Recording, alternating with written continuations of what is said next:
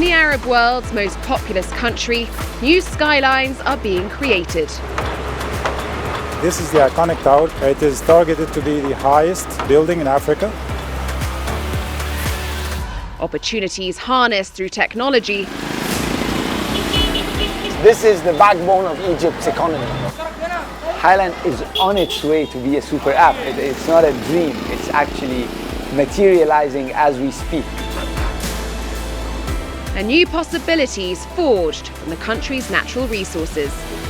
I told my team that they're sitting in a gold mine. Let's explore this. Meet the people shaping Egypt's economic future. This is Made in Egypt.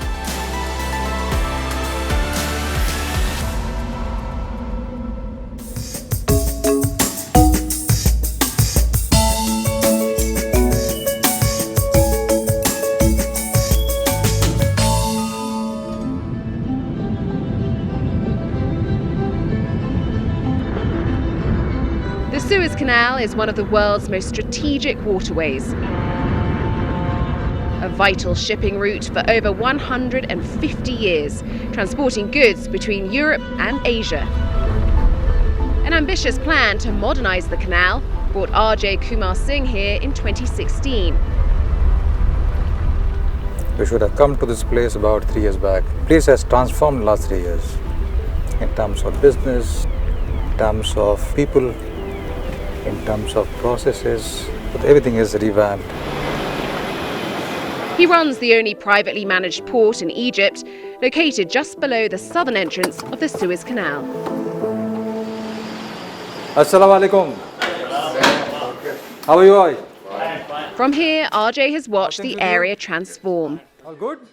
What they've done is that they have expanded 35 kilometers of Suez Canal. That has doubled the ships passing through. Capitalizing on this increased traffic, a giant economic free zone is taking shape along the canal, attracting manufacturers and suppliers from all over the world. We have Chinese developers, Chinese factories there. Very soon going to have a logistics center for Mercedes from Germany. So we have interest from different nations, from different developers and companies around the world. This vessel carried 60,000 tons of raw sugar from Brazil.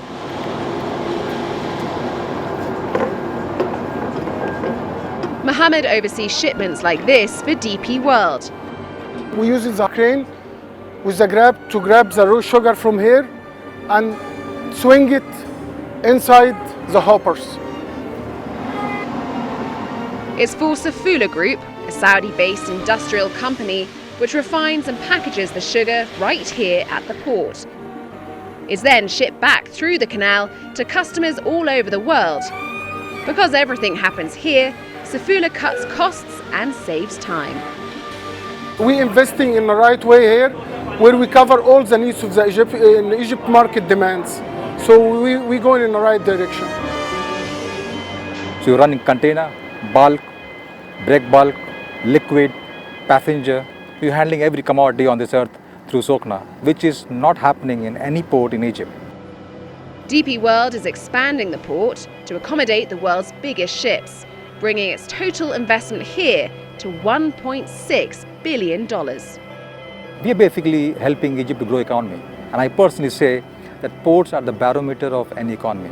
When you see many cargoes coming in and going out, that clearly indicates that the country is booming. That's a key strength of Egypt.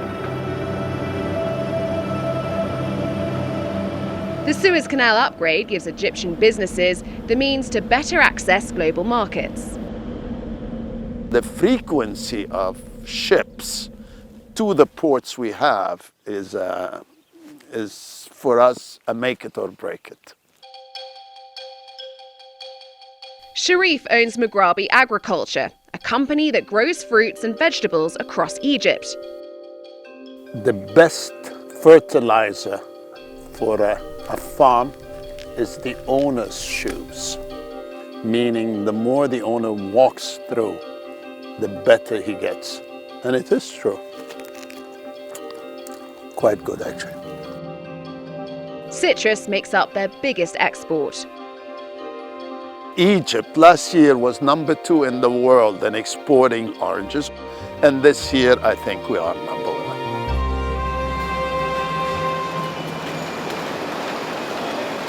1. Speed is key when it comes to perishables. Sharif relies on the frequency of ships to send around 50,000 tons of oranges to 57 countries worldwide.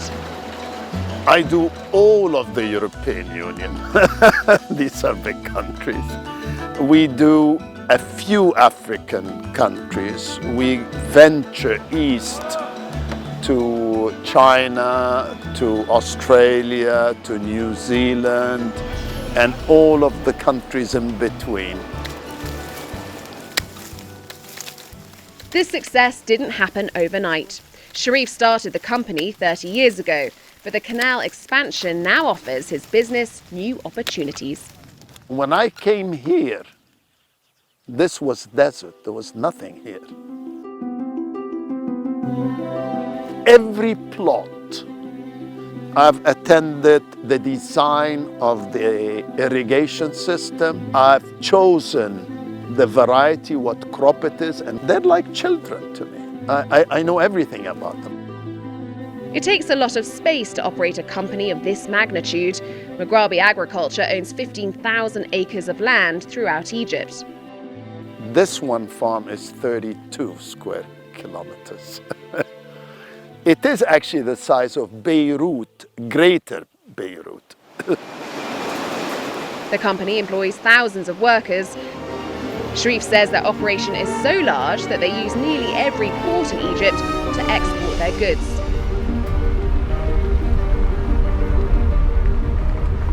Now we're entering the pack house area. They're loading now, and as soon as they load it, they leave. These oranges are the result of a year of hard work. And once citrus season ends and all the oranges are shipped, Sharif and his team will begin planning for the next harvest. It took me 30 years to build it where it is. I'm very happy with what I've done, our team has done, because it's never an individual effort. And we would do it again. Sharif's oranges may be leaving the farm, but their journey is just beginning. From Egypt's ports, through the Suez Canal, and on to the rest of the world.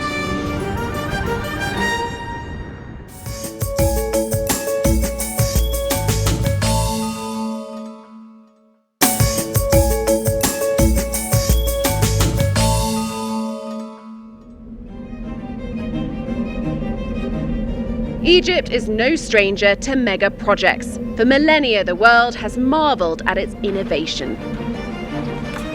Now, 30 miles east of Cairo, Egypt's latest mega project is taking shape. With the help of companies from around the world, it's a brand new city built entirely from scratch. And this will be its crowning glory. It's called the iconic tower. Mahmoud Youssef is the lead architect on site. Currently, the building is 20 stories high, but once complete, it will be nearly 4 times that size, making it the tallest structure in Africa. The iconic tower will have a retail podium, prime office spaces, service apartments, the 5-star plus hotel, and a viewing deck at the top. The tower's design is a nod to Egypt's celebrated past. The iconic tower itself is inspired by the obelisk of the ancient Egyptian civilization. Down below, the city's master plan is taking shape. You can see on the south side, these are the residential towers. Once complete, there will be a green space twice the size of New York's Central Park, luxury villas, and 5-star hotels. We are talking about more than 700 square kilometers. It's actually bigger than Singapore state. Project spokesman Khalid El Husseini has been here since construction began 3 years ago. I feel that the new capital is my baby. I started my job 3 years ago. It was just open area, desert, and now it's full of buildings and projects and engineers and workers from everywhere. This city will accommodate more than 6 million people, government ministries and agencies, including state-of-the-art facilities for the cabinet and parliament. Construction for the city is broken down into 3 phases. The iconic tower is part of the first phase. Mahmoud and his team are working to finish it by 2022. We're very proud and very excited about this project. We do trust that it will be a great achievement for the Egyptian people and for the peoples of the region. Egypt's ambition to modernize its infrastructure goes far beyond a new city. The country is investing in green energy to transform its power production. In Egypt's western desert, 500 miles south of Cairo, 6 million solar panels bask in the hot sun. This is Benban, one of the largest solar plants in the world. Measuring 36 square kilometers, it can be seen from space. It's a project Mohammed Amer is proud to be a part of. His job has taken him all over the world, but this is the first time he's worked on something this big in his home country.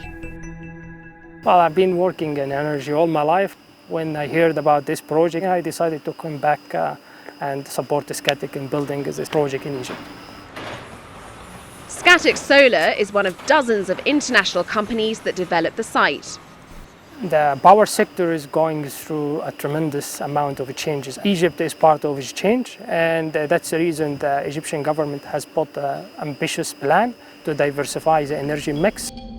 Egypt's goal is to have renewables make up 20% of its energy mix within 2 years. Benban is part of the equation. The site sends 1.5 gigawatts of energy to the national grid, enough to power 1 million homes. Due to the plant's location, Scatic Solar has deployed a new state-of-the-art technology. This technology is extremely advanced because it generates electricity not just from the front but also from the back. It's called bifacial technology, and it gives more energy yield than a traditional solar panel. The reflection of the sun on the sand hits the back of the modules and you generate extra electricity. The sand also poses some challenges. Tractors constantly brush dust off the panels to maximize light absorption. We call this area of the world as the sun belt. It has high radiance, clear skies, low humidity. It's all favorable weather conditions that makes you the maximum power you can get from a solar power plant. Omar is responsible for keeping the plant running. 24/7, it's online. The plant never shut down. Benban is providing more than energy. The plant is creating jobs and impacting the surrounding community. It's a huge project providing hundreds of work opportunities. The way you see people develop from locals to highly skilled engineers, technician assistants, this is a good start for them. Mohammed and Omar are helping to bring Egypt one step closer to its renewable energy target. I'm quite aligned with the purpose of this industry deep down, and I love it because I make an impact with the environment, I make an impact to the world. This is what excites me, this is what keeps me going on above all. As the day draws to a close, these panels soak in the last rays of light, sending more electricity to power Egypt's energy transformation.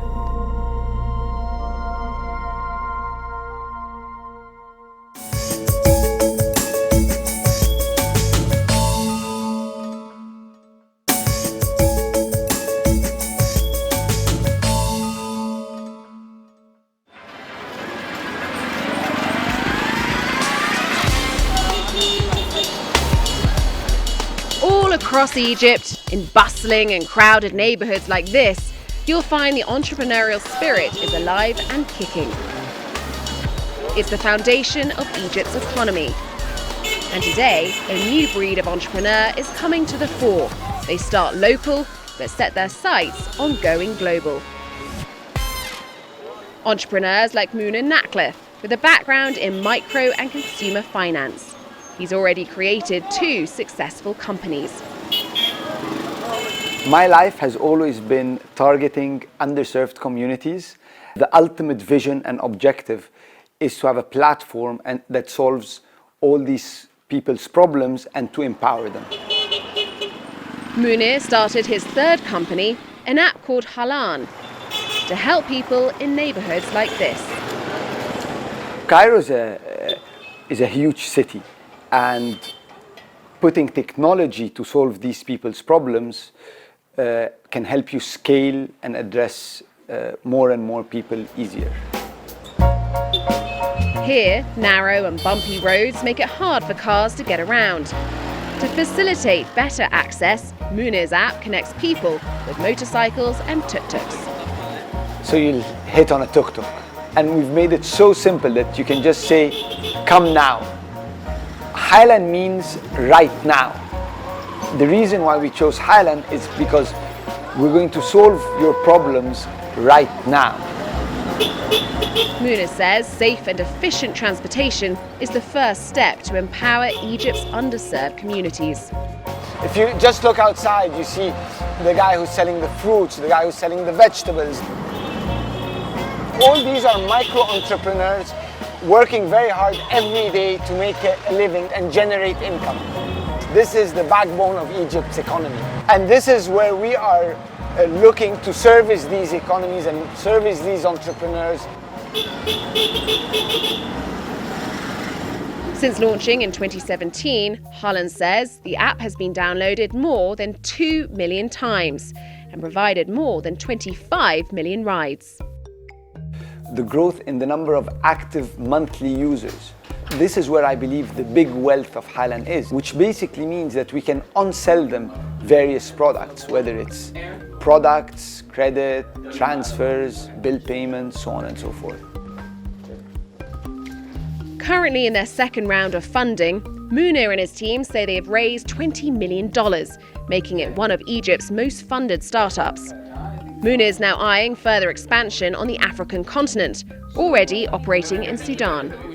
What's very interesting about Africa is it has leapfrogged the world. So whereas in the United States, London and Paris, people are still using credit cards, in Africa, it's all mobile money. They went from cash to mobile money. Also, the partners have a good appetite for food ordering. So. For Halan, transportation is only the beginning. Munir's broadening the app to other services. This will include financial services, entertainment, possibly chats.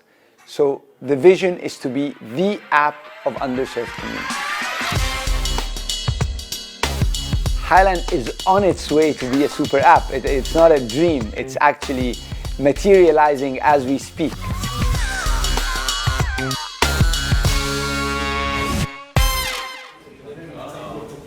With the rise of companies like Halan, Egypt's startup scene is gaining momentum. On the other side of Cairo, young entrepreneurs are gathering for a concert. This is Egypt's first tech park, the brainchild of this man. We walked in here and I fell in love. Ahmed Alfi is a veteran investor and venture capitalist. Frustrated by a lack of resources for startups, he created the Greek campus. What was once an old university is now home to Egypt's up-and-coming businesses. We basically took over 5 empty buildings and turned them into a tech hub for startups to come work, collaborate, and be creative, and create an environment for them that nurtures their creativity and their growth.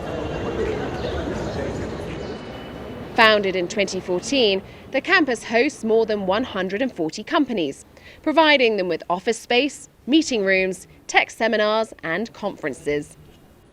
Each person creates their own space. The atmosphere is to enable creativity and to promote collaboration. Today, he's meeting with Sameh Saleh, the founder of Harmonica, a matchmaking app that caters to Muslims in a way that respects culture and tradition. Harmonica was born in Cairo, built by young Muslims who really understands the problem and the pain within our society for young Muslims to find the right life partner. Sameh started the app to help his sister find her life partner. She was struggling with the method or the way, the traditional methods that we have in our society to find a life partner.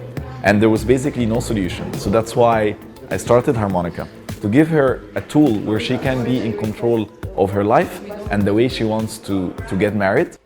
Unlike other dating apps, Harmonica enlists unique features that resonate with people in traditional societies.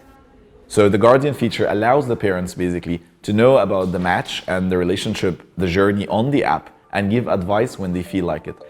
It's an optional feature where people have to elect using it or give consent to use it.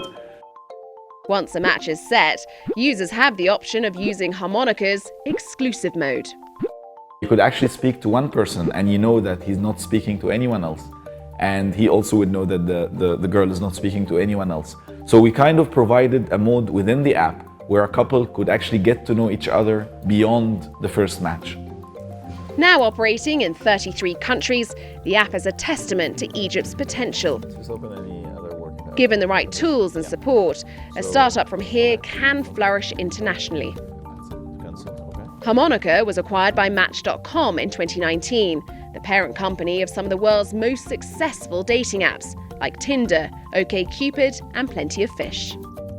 We are celebrating like great milestones. Every day we find a message or someone saying that, oh, thank you guys so much, I met my wife on it, or someone saying, I met my husband on it.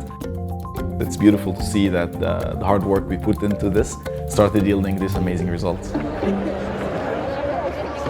As the day draws to a close, these entrepreneurs gather in the courtyard. The Greek campus offers more than advice and support. It's creating a community. The vibe of the Greek campus is very unique and special. It's like a mini Silicon Valley in Egypt. Tonight's about having fun, certainly, sharing ideas and experiences, but it's also about networking and collaborating. It's making the bond between the agencies and the community stronger. We can play hard, work hard, actually. So let's enjoy it. The Greek campus is providing young entrepreneurs a space to connect and create. And with each other's support, these businesses are transforming the startup culture in Egypt.